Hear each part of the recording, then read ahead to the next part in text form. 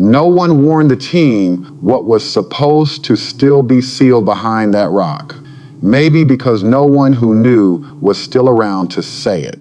Have you ever ignored a warning because it sounded too vague to take seriously? And for everyone watching tonight, what kind of mysteries do you find scarier? The ones with evidence or the ones with none at all? Stay with this one, because by the end, you might not be sure which category it belongs to. This is a legend told the way most legends like this are passed between people who weren't there, retold by people who heard it from someone who claimed they were, shifting slightly with every version, but always circling back to the same core details. It is not a claim about a real documented event, a real team, or a real Mesa. It's the kind of story that survives because it can never quite be confirmed or fully dismissed. And that unresolved space is exactly where a legend like this lives. According to the story, the Mesa had carried a reputation long before anyone thought to formally investigate it. It sat apart from the surrounding landscape in a way that felt deliberate rather than accidental, isolated, elevated, visible for miles in every direction, the kind of landmark that draws attention simply by existing. And for generations, the people who lived closest to it treated it less like a geological feature and more like a boundary. Not a boundary between two pieces of land, but a boundary between what was safe to know and what wasn't. The warning itself, as it's been passed down, was never especially detailed. It didn't come with an explanation of what exactly was inside the Mesa, or why it mattered, or what specifically might happen if someone ignored it. It was simply repeated generation after generation in the same handful of words. Don't finish what you start. Not don't go near it. Not don't look for it. Don't finish what you start. As if the danger wasn't in curiosity itself, but in curiosity taken all the way to its conclusion. That kind of vague warning tends to fade over time in most communities. Specific threats get remembered. Vague ones get treated as superstition, told to children, and then quietly abandoned by adults who assume the original reasoning, whatever it was, no longer applies. And for a long stretch of this legend's history, that's exactly what happened. The warning became a piece of local color, something old-timers mentioned with a shrug, something younger generation heard and dismissed as the kind of story every small town seems to have about the land nearby.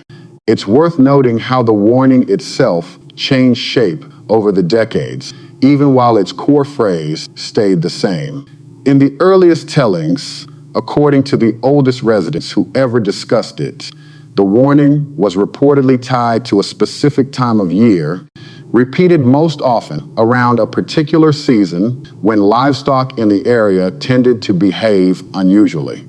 Later generations dropped that detail entirely, remembering only the phrase itself and losing the context that had once made it feel specific rather than generic. That's a common pattern in stories like this, the practical, seasonal, almost mundane version of a warning eventually erodes into something vaguer and more ominous, precisely because the specific reasoning behind it gets lost first, leaving only the warning's tone behind. By the time most people in the area encountered the story, it had already become the kind of thing repeated more out of habit than conviction. A phrase everyone knew, but almost no one could explain with any real confidence. That's the exact condition under which a warning becomes easiest to ignore. Not because it's proven false, but because it no longer comes with enough specific reasoning attached to make disregarding it feel like a genuine risk. Then, according to the legend, a team arrived who didn't grow up hearing that warning and had no particular reason to take it seriously. The story describes them as a small group, more prepared than the average curious local, equipped with proper excavation tools, lighting, and enough supplies to work through multiple days if necessary. They weren't treasure hunters in the story, and they weren't thrill seekers looking for a scare. They were simply people who had heard enough fragments of the old warning to become genuinely curious about what, if anything, was actually sealed inside the mesa. And unlike the generations before them, they had the resources and the persistence to actually find out. Getting through the mesa's outer layer took longer than any of them expected. The rock wasn't just naturally dense. According to the legend, there were sections that appeared to have been reinforced deliberately at some point in the past, as though whoever originally sealed whatever was inside had gone out of their way to make sure it would take considerable effort to reach. That detail alone should have given the team pause. Natural rock formations don't reinforce themselves. If something inside that mesa had been sealed off on purpose and sealed off well enough to require real effort to undo, that raised an obvious question none of them apparently stopped to ask out loud. Why would anyone go to that much trouble unless they had a very specific reason to? But the story says they pushed through anyway, working in shifts, clearing debris a little at a time, driven by the kind of momentum that builds naturally once a team has already invested real time and effort into something. That's often how these stories go. The warning gets easier to dismiss the deeper you get, because turning back starts to feel like wasted effort rather than a reasonable precaution. The legend spends more time than you might expect describing the days leading up to the breakthrough. And that detail matters because it's where most of the small, easily dismissed warning signs are said to have appeared. Equipment that had worked reliably during earlier stages of the dig began malfunctioning intermittently as they got closer to breaking all the way through. Flashlights that dimmed for no clear reason, a radio that occasionally picked up static with no identifiable source, a portable generator that stalled twice in a single afternoon despite showing no mechanical problems either time. None of these things on their own would raise much concern on an ordinary excavation. Equipment fails, batteries die, generators stall in cold weather. But taken together in the specific context of a dig everyone involved already knew, came with an old warning attached. Those small failures apparently started to weigh on a few members of the team more than they were willing to admit out loud at the time. By most tellings, at least one member of the group raised the idea of stopping before they broke all the way through, citing the accumulating equipment issues as reason enough to pause and reassess. That suggestion, according to the legend, didn't gain much traction. The team was close. They could see daylight through the final layer of rock. And the same momentum that had carried them through days of difficult physical work carried them past that moment of hesitation as well. When they finally broke through completely, the legend describes an opening far larger than anyone anticipated. Not a narrow crack or a small crawl space, but a genuine chamber wide enough to stand in, extending back into the mesa farther than their initial lights could fully illuminate. For a brief moment, according to every version of the story, there was a sense of triumph. They had done what generations of warnings had apparently been designed to prevent. They had finished what they started. That triumph, the legend says, didn't last long. The details of what happened next vary depending on who's telling the story, the way they always do with an event no one fully documented and no one involved has ever spoken about in complete detail. But every version agrees on the broad shape of it. Something was already inside that chamber when they broke through. Not something they uncovered by digging further, but something that appeared to have been there, waiting, undisturbed, for however long that opening had remained sealed. Some versions of the legend describe it as fast, low to the ground, moving in a way that didn't immediately register as anything the team could identify. Other versions focus less on what it looked like and more on the immediate chaos that followed. Lights knocked over, equipment abandoned mid-use, the team's carefully organized excavation site turning instantly into something closer to a scramble to get out. A few versions go further, describing injuries sustained during that scramble. Though the legend is notably vague in specifics, the way stories tend to get vague exactly at the point where verifying details becomes impossible. What almost every version agrees on, regardless of how the specific attack is described, is that the team didn't finish exploring the chamber.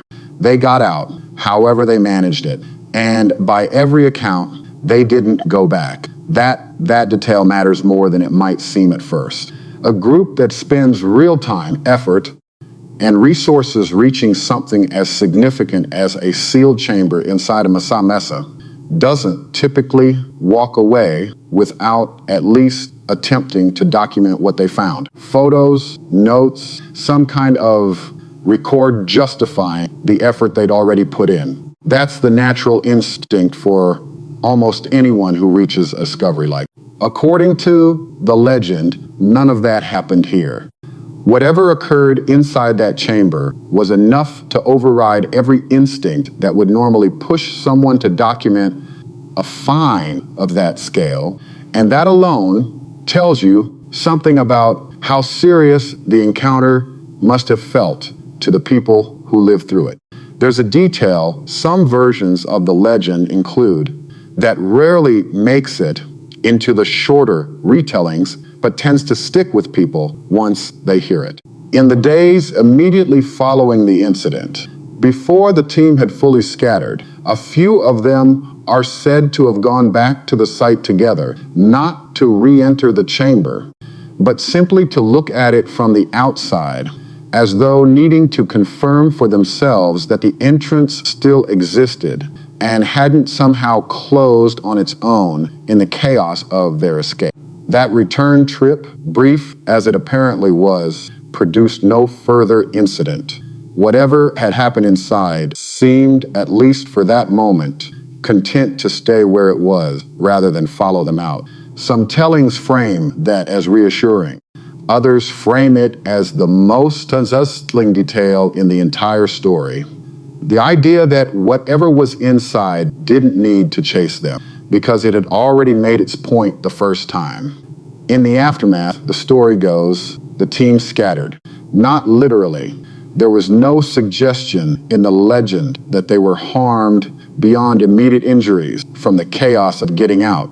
But socially, in the way people scatter after sharing something they'd rather not keep discussing. They didn't stay in contact the way you'd expect from a group who had just been through something as significant as they claimed.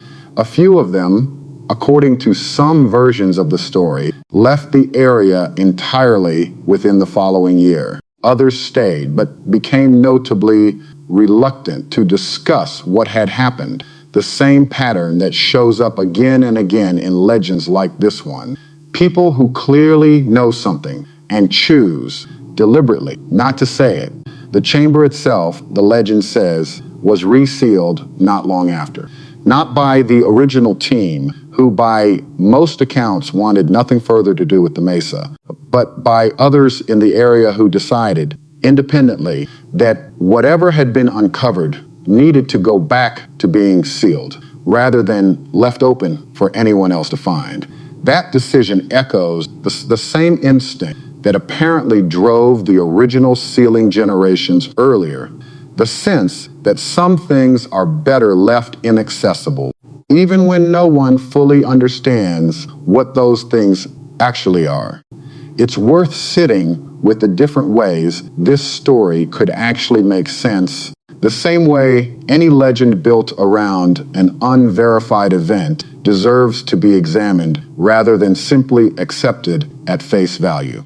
There's the natural explanation, the one that doesn't require anything beyond ordinary wildlife behavior. Caves and rock formations across the world are known to house animals that avoid daylight entirely.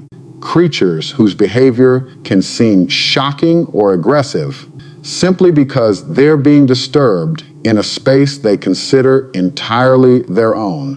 A team breaking into a previously sealed chamber, disturbing whatever had been living undisturbed inside it for years, could easily produce a chaotic, frightening encounter without requiring anything beyond a startled animal defending unfamiliar territory. There's the psychological explanation, one that accounts for how quickly fear compounds in unfamiliar, disorienting conditions. A newly opened chamber filled with dust from the excavation, poor lighting, echoing acoustics, and the accumulated tension of a warning the team had already heard repeated for days leading up to the discovery. Those are exactly the conditions under which perception can shift rapidly. A falling piece of debris, a shadow moving unexpectedly, a sound amplified strangely by the chamber's acoustics, could all be interpreted in the heat of the moment as something far more threatening than what actually occurred. And then there's the explanation the legend keeps returning to, the one that never fully disappears, no matter how many mundane alternatives get offered first. What the warning passed down for generations wasn't superstition at all.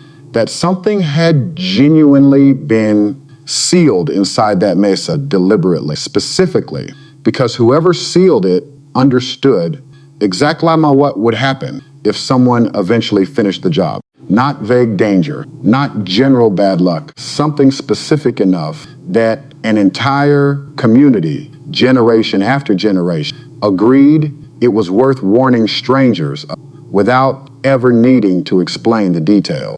None of these explanations are confirmed, and the legend, as always, refuses to settle on one. That refusal is exactly what has kept the story circulating long after the event described supposedly took place. There is a fourth angle worth considering, one that shifts the focus away from what was actually inside the mesa and toward the warning itself. Regardless of whether something dangerous was genuinely sealed away, an entire community organized it for generations around a single, vague, unexplained instruction. And that instruction turned out to be exactly right the one time someone finally tested it. Whether or not you believe anything supernatural was involved, that's a strange kind of vindication for an old warning that had, by most accounts, become little more than local color by the time this team arrived. It raises an uncomfortable question that has nothing to do with creatures or chambers at all. How many warnings like this exist in other places, dismissed as superstition simply because no one has tested them recently enough to find out whether they still apply? That question doesn't have an answer in this legend, and it may not have one anywhere. But it's often the detail that stays with people longest after the story ends. Not the specifics of the attack itself, but the unsettling possibility that some of the vague, half-remembered warnings passed down in any community might be sitting on exactly the same kind of unverified truth this one apparently was. To this day, according to those who still tell it, the mesa stands the way it always has, sealed again, quiet again. The chamber inside it, once again inaccessible to anyone curious enough to go looking. No official record exists describing what the team found. No photographs have ever surfaced to settle the question one way or another. And the handful of people said to have been there that day have, by every account, simply stopped talking about it. The same way the generations before them eventually stopped explaining their own warning in any real detail. Maybe that's the only way a story like this can end. Not with proof and not with a clean debunking either, but with the same silence that started it, passed down once more to whoever happens to hear it next. There's something worth noting about how differently this legend gets told, depending on who's doing the telling. Ask someone who grew up hearing the old warning, and they'll usually tell the story with a certain resignation, as though the team's fate was inevitable the moment they decided to finish what generations of people had specifically warned against completing. Ask someone who only heard about the Mesa after the fact, with no connection to the original warning at all, and the story tends to come out differently, more focused on the mystery of what was actually inside, less concerned with the warning itself, as though the moral of the story matters less to people who never grew up under its shadow in the first place. That difference says something about how legends like this actually function. They're not just accounts of strange events. They're reflections of whatever a community has already decided to believe about its own land, passed down and reshaped by each new generation according to what they already expected to find. So here's where we leave it, the same way this story has always been left. If you spent days working to break through something you'd been warned for years not to finish uncovering, and the moment you finally succeeded, something was already waiting on the other side, would you have kept digging in the first place? Or would the warning, vague as it was, have been reason enough to stop before you ever got that far?